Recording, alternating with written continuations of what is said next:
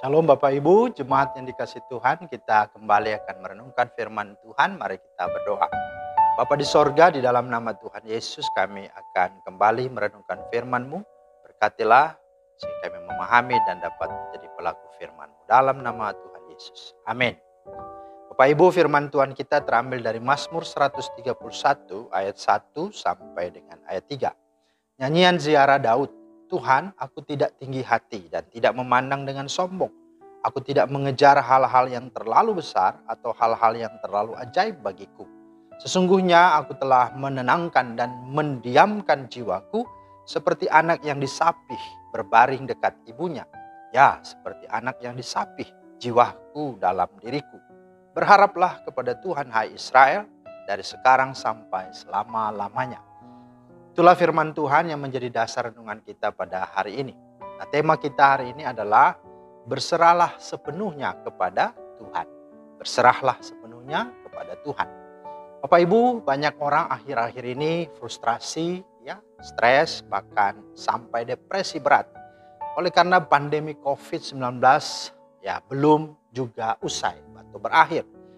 Yang tentu banyak mengakibatkan usaha atau bisnis kolaps atau bangkrut, bahkan gulung tikar dan tutup. Banyak juga karyawan di PHK, sementara angka kematian orang-orang yang mereka kasihi meninggal, dan lain sebagainya. Nah, belum selesai penanganan pandemi COVID-19, sudah datang lagi bencana alam di mana-mana. Apakah itu gunung meletus, gempa, bumi, longsor, bahkan banjir bandang.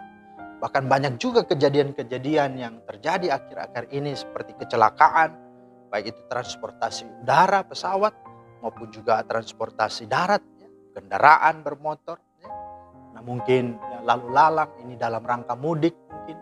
Dan baru-barusan ini kita mendengar kapal selam Nanggala 402 TNI AL juga ikut naas dan juga tenggelam, bahkan sampai sekarang dinyatakan bahwa kapal tersebut sudah dinyatakan tidak bisa tertolong lagi. Nah, Bapak Ibu Saudara yang dikasih Tuhan, tentu menghadapi kenyataan, realita, dan masalah-masalah seperti ini sudah pasti akan mengakibatkan dua sikap.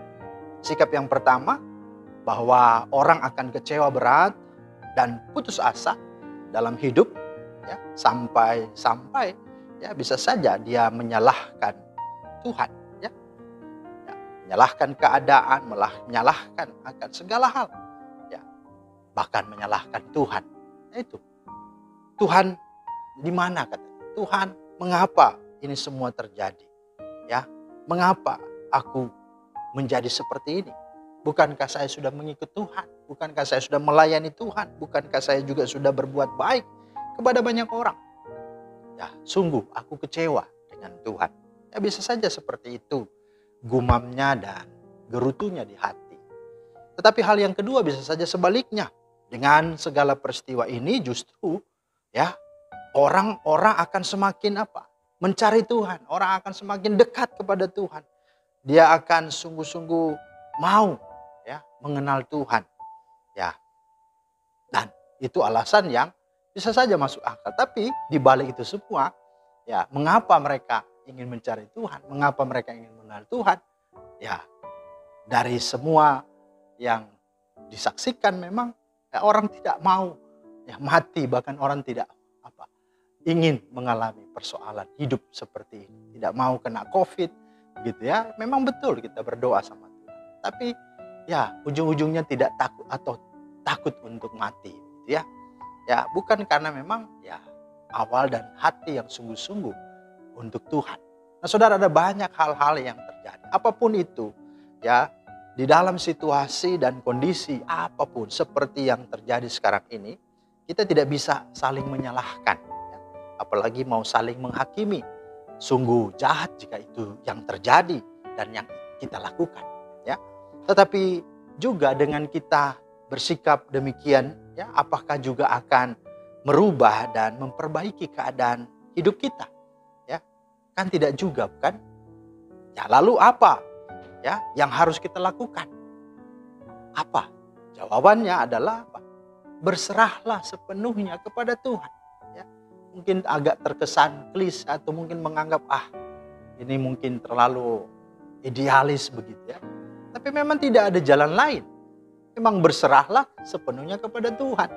Ya, karena banyak persoalan yang terjadi dalam hidup ini, ya bukan karena Tuhan tidak mau menolong dan tidak bisa menolong, bukan juga Tuhan tidak baik.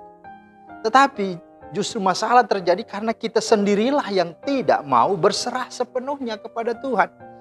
Kita sendirilah yang mau berusaha dengan kekuatan kita sendiri untuk menyelesaikan masalah kita. Namun yang terjadi apa? Bukan menyelesaikan masalah, malah semakin menambah masalah. Akhirnya apa? Ya, dua sikap itulah yang terjadi. Dia kecewa sama Tuhan, ya, marah sama Tuhan dan merasa dia tidak menyatakan Tuhan tidak baik, gitu ya. Atau sebaliknya, dia mencari Tuhan hanya supaya ya takut mati begitu ya. Nah, ini yang terjadi ya. Oleh karena itu, mari Bapak Ibu Saudara yang dikasihi Tuhan, melalui firman Tuhan yang kita baca dari Mazmur 131 ayat 1 sampai 3, Raja Daud mengajarkan kita akan 3 hal, bahwa di tengah segala kesusahan dan persoalan hidup yang berat, pertama, mari janganlah kita mengandalkan kekuatan kita sendiri. Jangan menjadi sombong, jangan takabur dengan memakai pikiran-pikiran kita sendiri. Mari sadari bahwa kita ini terbatas. Di ayat 1 berkata, seperti Daud, Tuhan, aku tidak tinggi hati, tidak memandang dengan sombong. Aku tidak mengejar hal-hal yang terlalu besar atau hal-hal yang terlalu ajaib bagiku. Ini menunjukkan bahwa Daud sadar siapa dirinya. Ya, Daud tahu bahwa sungguh kita tidak bisa menyelesaikan masalah dengan logika kita, dengan rasio kita, dengan cara berpikir kita. Tidak bisa. Karena masalah lebih besar dari pikiran dan logika kita. Itulah sebabnya mari bersikaplah sadar kita ini terbatas dan kita tahu siapa diri kita. Yang kedua adalah apa? Dengan demikian maka firman Tuhan berkata apa? Sebagaimana Daud, tenangkanlah dirimu dan diamkanlah jiwamu itu di dalam Tuhan. Ya, dalam firman Tuhan di sini dikatakan oleh Daud, sesungguhnya aku telah menenangkan dan mendiamkan jiwaku. Ya, seperti apa? Ini adalah sebuah gambaran yang menarik. Seperti anak yang disapih berbaring dekat ibunya. Ya, seperti anak yang disapih jiwaku dalam diriku. Jadi saudara, betapa Daud berserah penuh kepada Tuhan. Ya, Daud betul-betul menyerahkan, meletakkan dirinya kepada Tuhan.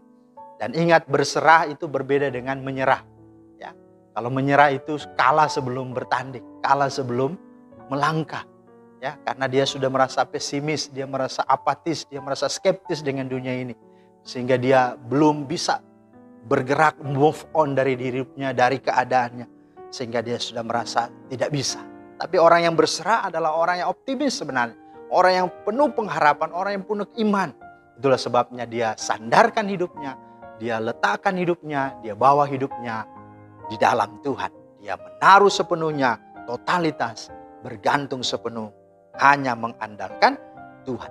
Dan yang ketiga, berharaplah kepada Tuhan. Di ayat 3 berkata, berharaplah kepada Tuhan hai Israel dari sekarang sampai selama-lamanya. Artinya, mari kita percaya bahwa Tuhan tidak akan pernah gagal dalam hidupnya.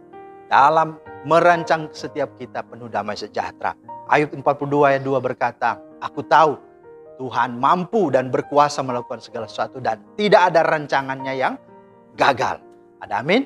Maka mari kita letakkan hidup kita bukan hari ini, tapi di sini dikatakan dari sekarang sampai selama-lamanya. Kita percaya ketika berserah penuh kepada Tuhan, maka Tuhan ambil alih, dia turun tangan dan dia akan menyertai, memberkati dan menolong kita. Kiranya firman Tuhan ini menolong, memberkati kita. Amin.